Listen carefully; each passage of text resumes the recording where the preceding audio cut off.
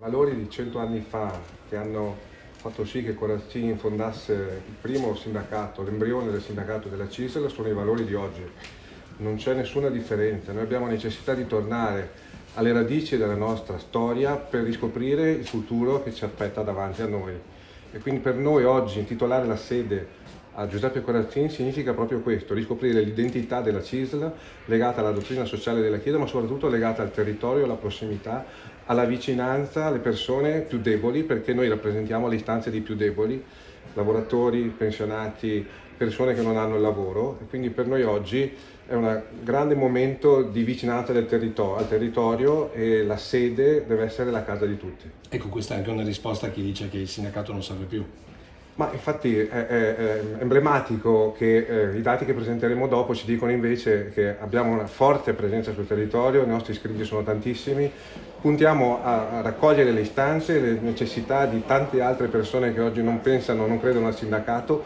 E purtroppo quando c'è stata la pandemia, se non ci fosse stato il sindacato avremmo avuto molti problemi, perché il sistema pubblico non avrebbe retto, e grazie al sindacato confederale e all'intermediazione sociale abbiamo surrogato gran parte del servizio pubblico. L'autonomia viene vista come una grande opportunità, finalmente, di dare delle risposte al territorio che chiedeva da tantissimo tempo, necessita, come si diceva, una centralità dei diritti e dei bisogni, e quindi qualunque sarà l'evoluzione dell'autonomia e delle prospettive di avvio di questa grande riforma, deve tener conto della solidarietà e della sussidiarietà nazionale.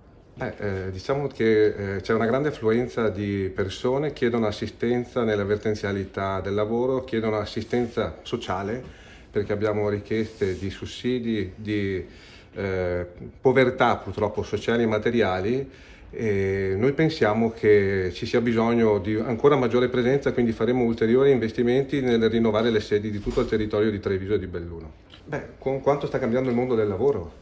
Il caso Benetton è un caso legato più alla gestione, alle scelte gestionali, che a, come dire, un cambio del sistema di produzione e della richiesta dei consumatori.